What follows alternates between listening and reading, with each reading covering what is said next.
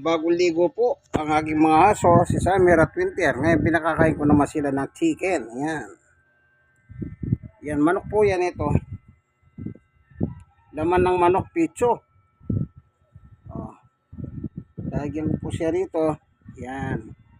Bagong ligo sila ngayon. Ito naman yung isa. Ay, ubos na.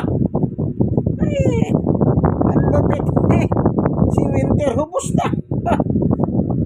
Wala na tayong magagawa, inubos na niya Nakatalikod lang ako, inubos. Ito mabagal ito matanda na kasi O to, lalagyan kita. Oo, yan yan, lalagyan kita. Oh, ayun, nilagyan ko siya. Ayun.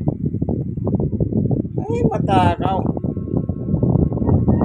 Ayun, nilagyan ko siya ng 2 piraso. Bagong ligo kasi mainit Anong oras na ba?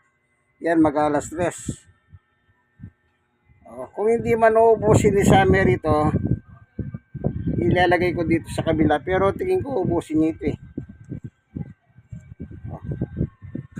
ubusin niya. Lagyan ko siya.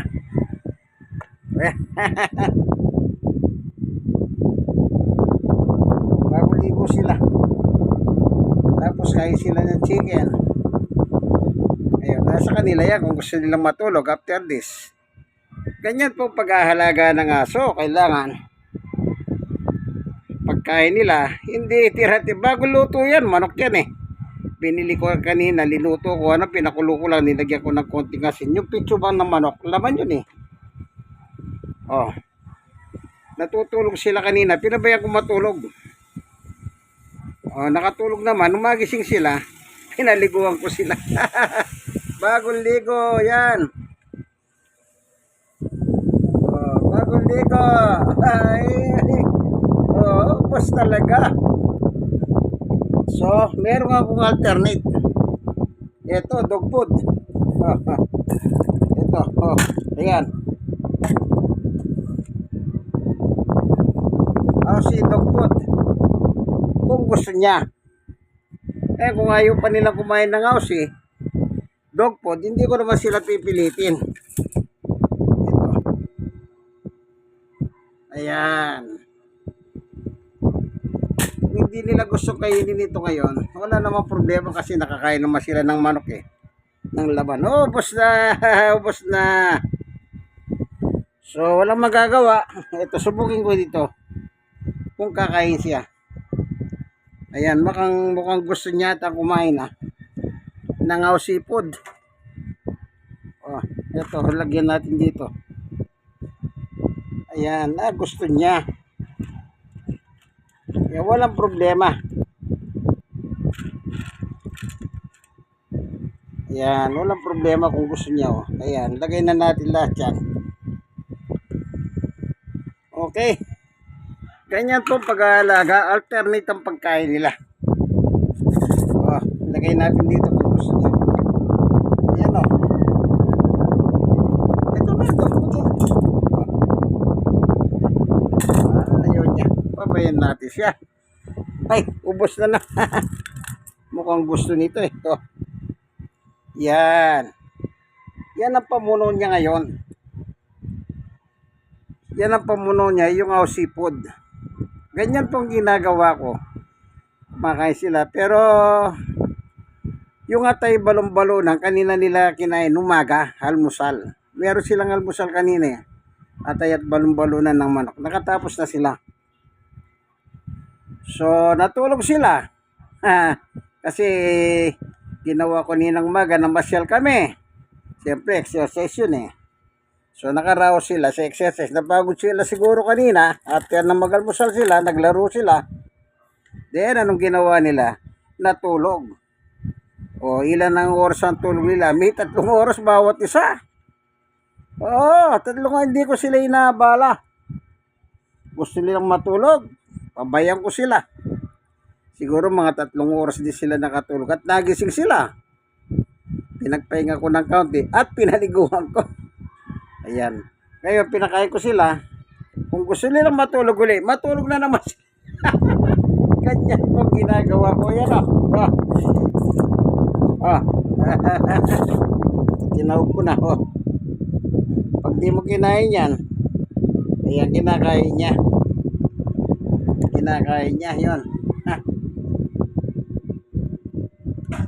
Ah, ayun, ubusin mo na. Ayan.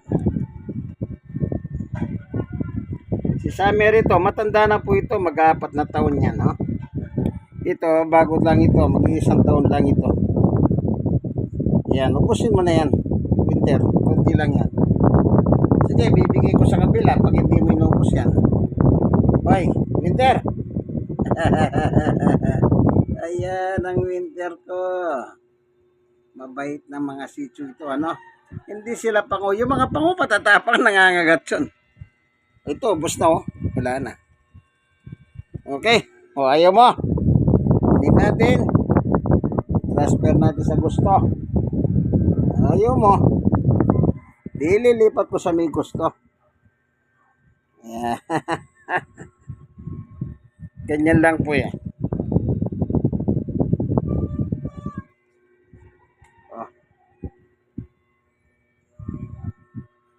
Oh, sige na, kain, kain. Oh, ito. Ito, konti pa. Oh, konti.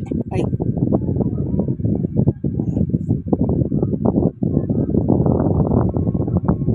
Nilagyan ko ng konti. Malamang maubos ito. Pag naubos na, hindi ko na sila bibigyan. Meron naman sila pa eh. Kanya lang, di ko na muna bibigyan. Kailangan magpahinga naman sila. Mamaya naman ang kain nila. Sa gabi na. Sa gabi na ang kanilang uling kain yan. O, ito. Ayan. Sige na. Ayan o. Ayaw talaga. Sige, tubusin. Yan. Matakaw sila ngayon.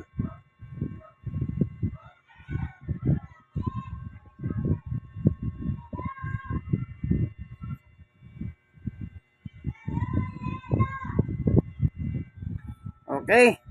Ito po ang aking mga sitio. Yan. Wala na.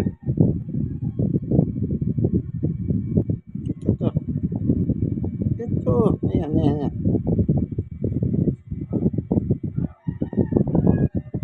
So, kailangan ganyan pong gawin nyo, ano? Paliguan ninyo dahil mainit ang panahon. Kaibigan, iba na ang panahon natin ngayon. Kailangan nilang tamang ano ba tawag dito? Nang paliligo. Yan o, magpahinga na yan. Matutulog na yan. Kung hindi lang siya kukulitin nitong isa, itong si Summer, okay? Matutulog na yan. Kung hindi siya, ito kasi may pagkamakulit ito eh. Bata pa kasi ano. Nya. Tulog ka. Sige na, tulog ka na. Tulog ka na rin ha. Sige, hanggang dito na lamang ang ating video, kaibigan. Lagi nyo pong tatandaan, pag nag-aalaga kayo ng mga aso, anuman klaseng aso yan, yung malalaki, maliliit, ang importante yung kanilang araw-araw na pagkain. Sila araw-araw po binibili sila ng atay, balon-balunan ng manok at saka pitso, yung laman. Araw-araw yun. Tapos meron pa silang alternate dog food, aussi po yun pang matanda, no? Yan. Yan po ng aming binibigay sa kanila. Kasi naman yung aso, hindi ba na, ang tawag sa aso? Dog man best friend. Kung best friend mo yan, alagaan mo yan. Huwag nyo pong pakainin ng tira-tira. Yung iba, pag-ibigay sa aso yung kanilang kinakain, wala na makukuha yung aso eh. Minsan buto na lang eh. Maawa naman kayo sa aso. Maawa naman kayo. No?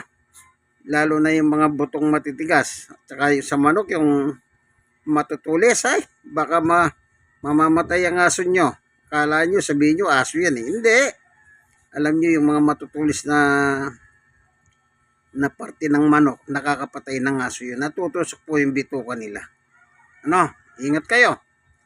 Dahil hindi basa-basa mag-alaga ng hayop. Ay, hindi ko sila tinuturing na hayop. Kasi pag natutulog kami, kasama namin ni Sister Baby ito.